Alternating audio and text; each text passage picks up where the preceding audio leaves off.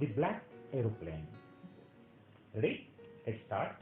Now we'll study this topic line wise. It's a very simple story, but this story, as I mentioned earlier, will force us or will indirectly just enable us to think whether certain mysterious powers exist in this world. Ready? So it's really true experience, real experience by the narrator. You know the name of the narrator, Frederick Forsyth. He was a pilot. Ready? Let's start. The moon was coming up in the east. It was wonderful moon. He was flying the aeroplane. Behind me and the star was shining in the clear sky above me. It was wonderful scene. As you can imagine the pilot's joy. Do you want to be pilots? Okay. So stars were shining in the clear sky above me. There wasn't a cloud in the sky. It was clear sky. He was enjoying the beautiful, the starry galaxy. I was happy to be alone high up above the sleeping countryside. It was, he was flying over the France. And France is known for natural beauty. I was happy to be alone in that, and he was enjoying the flight. And he saw the sleeping countryside was there. It was night time, around 1 or 2. I was flying my old Dakota aeroplane over France back to England. As you know, he was coming from Paris and going to London. I was dreaming of my holiday. He was dreaming of his holiday. He was driving, but his thoughts were encompassed with dreaming of holiday and looking forward to being with my family. You can imagine his joy that he would enjoy holiday with his family after doing his job or duty. I look at my watch, 1:30 in the morning. As I mentioned, it was around 1:30. I should call Paris control room soon, I thought. Now, to check the status, he decided to call Paris control room. As I looked down past the nose of the aeroplane, I saw the lights of big city in front of me. I switched on the radio and said, Paris control, Dakota DS 088 here. Can you hear me? I am on my way to England. Over. He informed them, Paris control room, I am flying this Dakota DS 088. I just checked whether I am in your contact. I am going to London. Over. The voice from the radio answered immediately. DS 088, we can hear you. You ought to turn 12 degrees west now. It's that pilot language. And they instructed him to turn 12 degrees west now. DS 088. Of course, they know. They do not know the pilot. They know only the aeroplane number. DS 088. Over. Now it was good communication between the pilot and the control room. Everything was going smoothly. I checked the map and the compass. You might have seen the pilot's cabin.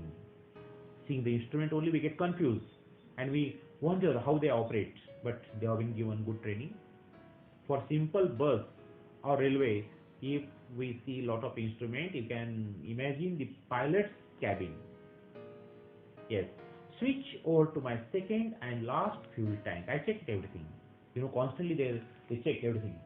And turned the Dakota 12 degrees west towards England. I will be in time for breakfast. Yeah, I thought. Now he was sure that I will go to London and enjoy my breakfast over there. A good big English breakfast. Tasty English breakfast I will enjoy.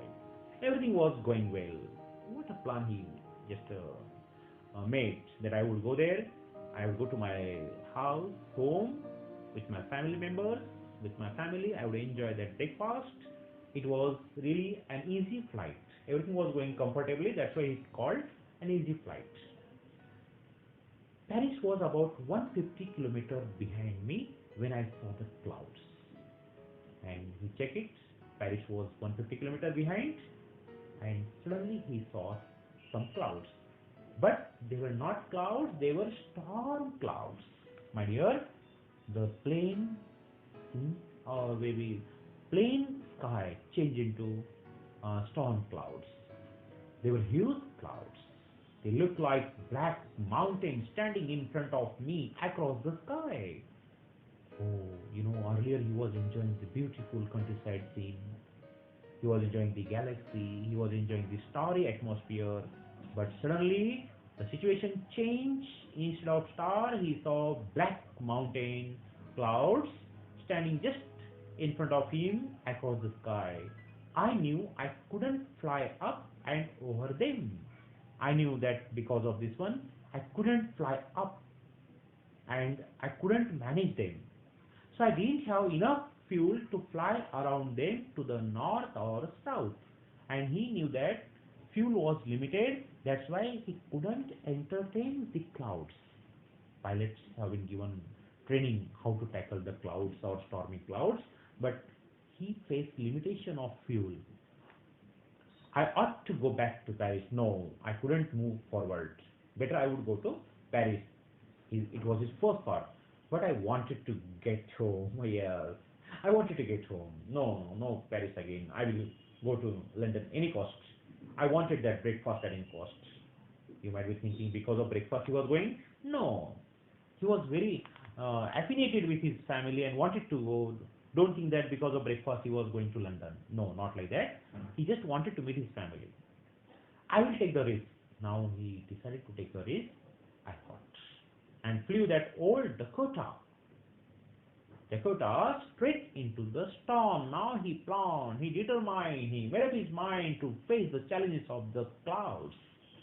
Inside the cloud, everything was suddenly black. Now he jumped into cloud. Old Dakota was surrounded by cloud and he found totally black. It was impossible to see anything outside the aeroplane. Total black, total black. The old aeroplane jumped and twisted in the air. The old aeroplane was just facing the heavy bombarding of the clouds. It was jumping, it was twisting. I looked at the compass. Compass shows the direction in that pilot's room, pilot's cabin. I couldn't believe my eyes. The compass was turning round and round and round. The compass was not showing direction. It stopped giving signal. It was just moving round and round and round. It was dead. It was dead. It couldn't work. The other instruments also were suddenly dead. I tried the radio. Now all the operating instruments were dead. Now I decided to call the control room. Paris control? Paris control. Can you hear me? Oh, sorry, there was no answer. The radio was dead too. I had no radio, no compass, no instrument. I couldn't see where I was. All the instruments tell the distance of that one, the height from the sea level, the nearest control room, but all instruments were dead, completely dead. Just imagine yourself in his condition. I was lost in the storm. Then in the black cloud quite near me, I saw another aeroplane. Suddenly there was something good sign. I saw another aeroplane. It had no lights on its wings. Generally you might have seen night, we see light on the wings, especially red lights or maybe very white. But I could see it flying next to me through the storm. But I could see the aeroplane was flying and it was my neighbor. I could see the pilot face. I saw pilot face in the dark also. Turns towards me. The face was towards me. I was very glad to see another person in that condition. He lifted one hand and waved. The another pilot lifted the hand and gave the signal, follow me. He showed with gesture and beckoned, follow me, follow me. He knows that I am lost. I thought that he knows that I am lost. He's trying to help me and he showed me the direction and he just told me, follow me. He turned his aeroplane slowly to the north in front of my Dakota so that it would be easier for me to follow him. He kept the aeroplane in such a way I could follow him. I was very happy to go behind this strange aeroplane like an obedient child. As obedient child follow his parents or teacher or anyone, in the same way, like an obedient child, I was just following the aeroplane blindly. I had no any other option but to follow him. After half an hour, the strange black aeroplane was still there in front of me in the clouds. It had been going for half an hour, and the strange aeroplane was still there in front of me. I was just following for half an hour, blindly following. Now, there was only enough fuel in the old Dakota last tank to fly for 5 or 10 minutes more. I saw what I mean to say, you might have seen on that there is a special meter that shows the level of fuel, maybe on your vehicles also. So like that, there might be some vehicle, no, not vehicle, sorry. There was some signal and told me it was showing that 5 to 10 minutes you can fly. What a horrible condition. I was starting to feel frightened again. I was very frightened. 5 to 10 minutes, how could I manage? Then he started to go down and followed through the storm. Now he he started to go down. Yes, down to that ground, and I again follow him. Suddenly, I came out of the clouds and saw two long straight lines of light in front of me. It was runaway. Yes, my dear, I came out of the cloud and saw long straight line. You might have traveled that on aeroplane and runway. If you're traveling at night, runway have special light, and I saw the light. It was a runway, an airport. Oh, I was safe. It was an airport. I was safe. I turned to look for my friend in the black aeroplane. Happily, I look at the aeroplane, but the sky was empty. Oh, what a surprise! The aeroplane who had been my company for last half an hour, it was not there. There was nothing there. The black aeroplane was gone. I couldn't see it anywhere. The one who directed me, who gestured me, who instructed me, and the aeroplane was not there when I was about to land. I landed lastly and was not sorry to walk away from the old Dakota near the control tower. Immediately, with excitement, I decided to just meet the what I'm saying, that aeroplane, or maybe that not aeroplane, better say that pilot, the neighboring pilot. I went and asked the woman in control center where I was and who the other pilot was. I wanted to show my gratitude. I wanted to say thank you to him, and as a part of courtesy, I decided to thank him, and I inquired the lady in charge of the control tower about that aeroplane and about that pilot. I wanted to express my thanks. She looked at me very strangely when I asked her about the another aeroplane and pilot. She was surprised and then laughed. Another aeroplane up there in the storm?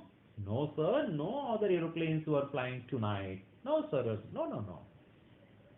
Yours was the only aeroplane I could see on the radar. According to our radar instruction, yours was the only aeroplane.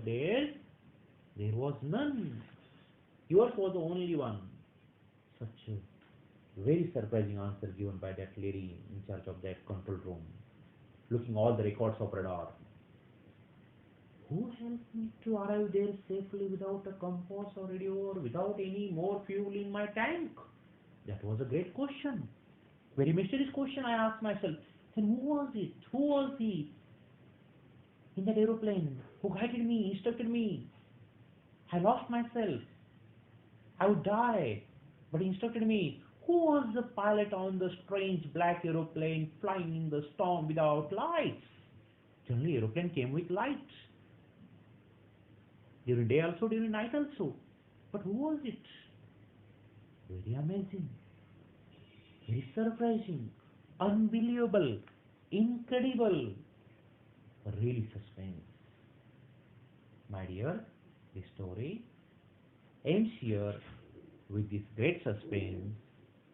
The narrator himself didn't know the secret of suspense or maybe the suspense. Then we as a reader, how can we conclude or how can we come to conclusion who he might be? Maybe some mysterious facts, maybe God, maybe his imagination. No, all these are our just options or maybe assumption, but still the question remains unanswered. Who was that pilot? So when narrator himself didn't give the answer, we readers can't come to conclusion. So dear friend, the story ends over here. So sometimes we have to believe in such mysterious powers or stories. Okay? Thanks a lot. Take care. Happy learning.